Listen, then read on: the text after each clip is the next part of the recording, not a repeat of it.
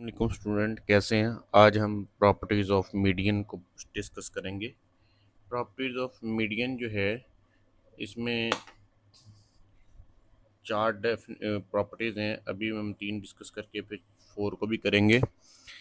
Is if a constant if a constant A यानी कोई भी वैल्यू है is added in each of Y की वैल्यू में कोई एक कांस्टेंट वैल्यू ऐड कर दी जाए, देन हैविंग मीडियन एम, जिनका जो पहली वैल्यू है ना, जो पहली वैल्यू थी उनका मीडियन एम हो।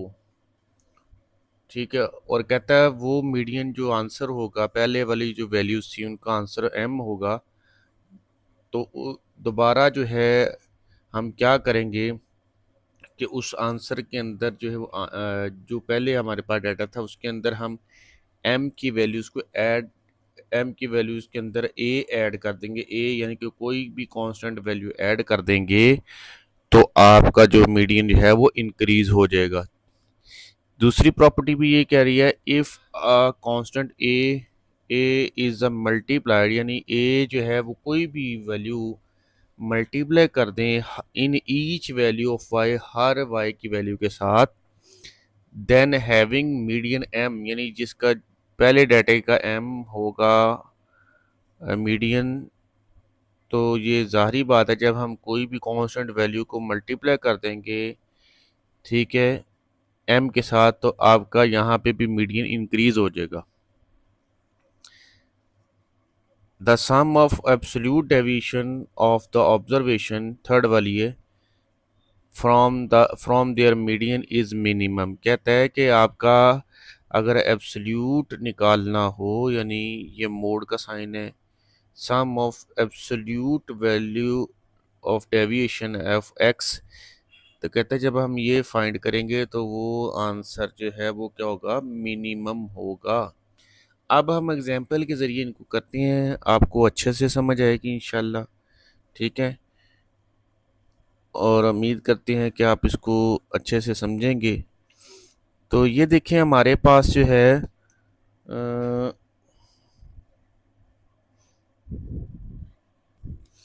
तो आप ये देख रहे हैं, अब हमने एग्जांपल ली है पहली प्रॉपर्टी और दूसरी प्रॉपर्टी की। मेरे पास एक डाटा था वाई 2 3 4 5 6। तो मीडियन मैंने हम इसका फाइंड किया, क्योंकि कितनी वैल्यू हमारे पास 5 है, तो दो इधर वैल्यू छोड़ दी, दो इधर छोड़ दी, दरमियान में मेरे पास क्या बचा, 4 बचा। तो ये मेरा मीडियन निकलाया, जिससे मैंने ये मीडियन का साइन एक्स टेल्ड से जाहिर किया गया। फिर उसने लिखा था प्रॉपर्टी के अंदर कि अगर कोई भी कांस्टेंट वैल्यू ए, यानी मैंने ये कांस्टेंट वैल्यू जो है वो ए 4 फर्ज की है, इज एडेड इन वाई, कि आप इन वाई की वैल्यूज़ के अंदर ये 4 जमा कर दें। ये देखो, 4 + 2 कितना हो गया, 6। 4 इसमें प्लस किया तो 7, इसमें 4 प्लस किया तो 8, इसमें 4 प्लस किया तो 9, इसमें 4 प्लस किया तो 10। तो आपका ये देखिए डाटा ही चेंज हो गया। तो जब डाटा चेंज हो गया, यहाँ पे जब हमने मीडियन निकाला तो यहाँ पे भी 5 वैल्यूज थी और ऑर्डर में है, यानी ये कंफर्म है कि मीडियन हमेशा उसका डाटा, अनग्रुप डाटा जो है वो ऑर्डर में होना चाहिए, तो ये ऑर्डर में ही है।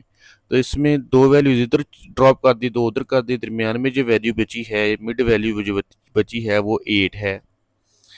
तो आप ये देख रहे हैं कि पहले 4 था, अब कितना होगा, 8। क्यों? क्योंकि ये जो वैल्यू है, इस वैल्यू को हमने सब वैल्यू वाई की सब वैल्यू में ऐड कर दिया, तो वो वाई की वैल्यू चेंज होगी पड़, तो आपका जो मीडियन जो है वो इंक्रीज हो गया। ठीक है, सेम इसी तरह हम मल्टीप्लाई वाली प्रॉपर्टी को देखते हैं। दूसरी प्रॉपर्टी में भी ये लिखा था कि अगर इफ़ अ कांस्टेंट ए, यानी अगर कोई भी ए कांस्टेंट वैल्यू जो है वो मल्टीप्लाई कर दें वाई की वैल्यू के साथ, तो तब मीडियन जो है तब भी वो चेंज हो जाएगा।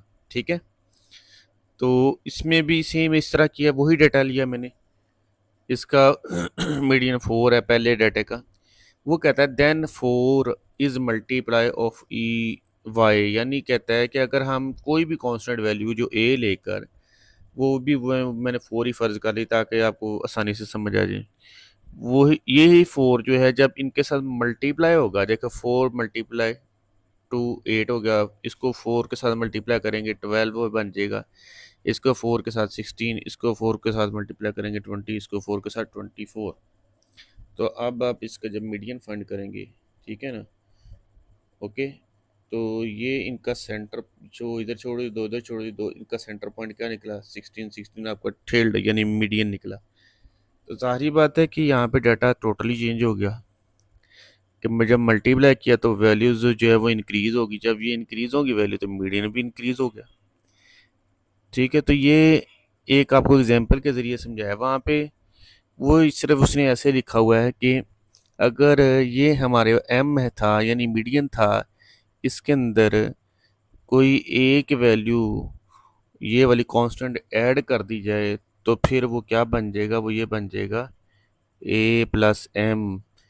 ठीक है, इस तरह बन जाएगा, मतलब ये इंक्रीज हो जाएगा। सेम इसी तरह भी कहा कहता है कि ये इस डेटा से अगर वैल्यू जो है वो मीडियन की ये आई है तो वो एम को शो करेंगे। तो कहता है अगर उसमें कोई कांस्टेंट वैल्यू इसके साथ मल्टीप्लाई कर दें तो ऑटोमेटिकली, ठीक है, वो क्या बन जाएगा, वो ए एम। इस तरह लिखा, यानी इस मीडियन के आंसर के साथ अगर ये वाली कांस्टेंट वैल्यू, वो डायरेक्ट लिखा ना कि मल्टीप्लाई कर दें। अब ये देखें 4 को जब मैं इसके साथ मल्टीप्लाई करूँ वो 16 आंसर आएगा कि नहीं आएगा। ये सिर्फ मैंने डिटेल से समझाया है, यहाँ पे शॉर्टकट वो बता रहा है कि कहता है अगर ये मीडियन जो पहला आंसर था उसके साथ ये वाली वैल्यू मल्टीप्लाई करते तो आंसर क्या आएगा, 16। ये शॉर्ट फॉर्म में बताया हुआ है। ठीक है, तो अब हम थर्ड वाली प्रॉपर्टी को देखते हैं। तो स्टूडेंट इसकी 4 प्रॉपर्टी में लिखा है in a symmetrical distribution median is equidistant from the first and third quartiles. ये कहता है कि जो मीडियन है सिमेट्रिकल डिस्ट्रीब्यूशन जिसे हम बेल शेप भी बोलते हैं, ये सिमेट्रिकल डिस्ट्रीब्यूशन इसलिए भी बताया था पहले आपको कि ये जितना फासला यानी जितनी फैल, ये 0 पॉइंट होता है मिड पॉइंट, जितना इधर फैली हुई है डायग्राम इतनी इस पॉइंट से इतनी फैली हुई, इसको कहते हैं बराबर फैली हुई है। इस साइड पे भी, लेफ्ट राइट हैंड साइड पे भी और लेफ्ट हैंड साइड पे भी, इसको कहते हैं सिमेट्रिकल डिस्ट्रीब्यूशन। तो वो कहता है अगर सिमेट्रिकल डिस्ट्रीब्यूशन दरमियान में है, यहाँ पे है, तो आपका third quartile Q Q three आपका थर्ड क्वार्टाइल Q3 और Q1 फर्स्ट क्वार्टाइल, तो ये दोनों देखें एक ही फासले पर होंगे। तो इसका यहाँ पे ऐसे लिखेंगे कि थर्ड क्वार्टाइल माइनस मीडियन और median equal to median minus Q1। तो ये शो कर रहे हैं कि ये दोनों एक ही फासले पर होंगे मीडियन से, दोनों क्वार्टाइल्स। ठीक है, नहीं, इसको ऐसे लिखा जाता है। क्लियर हो गया। अब हम जो है आपने देखा कि हमने प्रॉपर्टी को डिटेल भी डिस्कस कर दिया, एग्जांपल दे दे के डिस्कस किया। तो उम्मीद है मुझे कि आपको इस लेक्चर को अच्छे से समझ आई होगी। अल्लाह ताला आपका हामी नासिर हो। आप इसको अच्छे से रिवाइज करें, जो नहीं समझ आई मुझे आपने दोबारा डिस्कस करना है। ठीक है। तो स्टूडेंट एक और थोड़ा सा यहाँ पे वो हम भूल गए थे कि इसकी भी हम एग्जांपल को क्लियर करते हैं। जो आपकी थर्ड प्रॉपर्टी थी कि sum of absolute value of deviation, ठीक है, इज मिनिमम। ये आपको ऐसे नहीं समझ आना था, मैंने कहा आपको ये एग्जांपल देके समझाता हूँ ताकि आपको इस प्रॉपर्टी को, यानी ये कहता है कि जब हम इसका सम निकालेंगे तो इससे जो आगे आंसर आएगा वो मिनिमम होगा पहले आंसर से। ठीक है, तो वैसे आपको ये समझ नहीं आनी थी, तो मैंने कहा आपको एग्जांपल दे के समझाते हैं ताकि आपको अच्छे से समझ आए थर्ड वाली प्रॉपर्टी की ये एक मिनिमम क्यों है। मैंने फिर डाटा बॉय लिया, यहाँ पे 5 वैल्यू थी, 5 में से मैंने 2 इधर स्किप कर दी, 2 इधर स्किप कर दी, तो मीडियन का आंसर कितना आया मेरा दरमियान में, वो 4 आया। अब मैं इसको इस कंडीशन के मुताबिक ऐसे लिखता हूँ x माइनस एक्स बार, और ये जो है हमारे पास मोड भी कहते हैं इसको, इसको बार भी कहते हैं, और इसको एब्सोल्यूट साइन भी बोलते हैं। ठीक है ना, इस तरह ये आपने 2 सीधी लाइनें लगानी, 2 बार लगा दें। और दरमियान में ये डेविएशन फॉर्म, डेविएशन का मतलब है फ़र्क, यानी एक्स का मीडियन के आंसर से क्या फ़र्क होगा। और लिखना आपने ऐसे, आप एक इधर से एक एक्स की वैल्यू चूज़ करेंगे और इधर आपका मीडियन का मतलब है कि ये जो आपका आंसर है वो आपने यहाँ पे फिक्स कर देना है। मैं यहाँ पे छोटा सा लिख देता हूँ तो आपको पता हो कि आपने इन हर वैल्यूज़ को इस 4 आंसर से माइनस करना है। देखिए मैंने क्या किया, पहले 2 - 4, ये आपने इसको ऐसे ही बार में लिखना है हर एक को। और ये बार का मतलब है कि जो वैल्यू आपकी माइनस में भी होंगी ना, आंसर आएगा वो भी आप पॉजिटिव में लिखेंगे। इन दोनों तरफ बार का ये मकसद होता है। 2 माइनस, और ये मीडियन का आंसर 4, तो माइनस किया 2 - 4, तो ये -2 आना था, लेकिन इस बार की वजह से इसको पॉजिटिव ही लिखेंगे। फिर 3 एक्स की जगह, और माइनस ये वाला मीडियन का आंसर, जब माइनस करेंगे इसको 3 - 4 तो -1 आना था, लेकिन इन बार की वजह से वो कहता है कि पॉजिटिव में ही लिखा करेंगे। इसी तरह 4 और ये माइनस है, इसका मीडियन का आंसर तो वो 0, 0 ना माइनस का होता है ना प्लस का होता है। 5 -4, तो 5 में से 4 निकालेंगे, पॉजिटिव, पॉजिटिव को तो पॉजिटिव ही रखेंगे, लेकिन इस बार का ये मकसद होता है कि अगर वो माइनस का साइन आया करेगा ना आंसर के साथ तो वो पॉजिटिव में लिखा जाएगा। पॉजिटिव वाला तो पॉजिटिव में रहना है। 6 ये एक्स की जगह आएगा और माइनस ये मीडियन का आंसर, तो 2 आ गया। अब आपका ये डाटा बन चुका है, ठीक है जी। अब हम क्या करेंगे कि हम इन्हीं वैल्यूज़ को यहाँ पे डाटा को तरतीब से लिखेंगे, 0 1 1 2 2, ठीक है जी। जब हम इसी ये जो हमारा नया डाटा बन गया, इसको मैंने यहाँ पे लिखा तरतीब के साथ। जब मैंने इसको यहाँ पे लिखा तो यहाँ पे भी 5 वैल्यू सेम उसी तरह उसी डाटा के लिहाज से, तो यहाँ पे भी मैं 2 इधर छोड़ दी, 2 उधर छोड़ दी, तो क्या आ गया दरमियान में 1।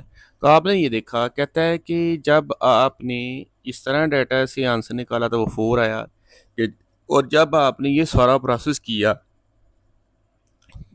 ये डेविएशन निकाली, डेविएशन निकाल के उस डाटा को यहाँ पे लिखा तरतीब के साथ असेंडिंग ऑर्डर में, तो वो आपका आंसर क्या आया, यानी सम क्या आया, ये वाला 1 आया। तो ये लिखा ना कि sum of deviation is minimum, वो कह रहा है कि अगर डाटा ये होगा उसके साथ आंसर ये आएगा, तो जब इसको डेविएशन निकालेंगे तो वो आपका आंसर मिनिमम होगा ये पहले आंसर से। अब समझ आ गई होगी कि जो पहला आंसर है, जब आप ये सारा प्रोसेस कर लेंगे तो ये वाला जो आंसर आया, ये आंसर जो है इस आंसर से, पहले वाले आंसर से मिनिमम होगा, इसका मतलब ये है। तो उम्मीद है कि मुझे आपको इस प्रॉपर्टी, थर्ड वाली प्रॉपर्टी की अच्छे से समझ आ गई होगी एग्जाम्पल के साथ। तो अब हम इजाज़त चाहते हैं। अगर हमारा चैनल आपको अच्छा लगे, वीडियो अच्छा लगी करे, तो आप जो है उसको सब्सक्राइब करें, शेयर किया करें। अल्लाह हाफिज़, इंशाल्लाह मिलते हैं नेक्स्ट लेक्चर में।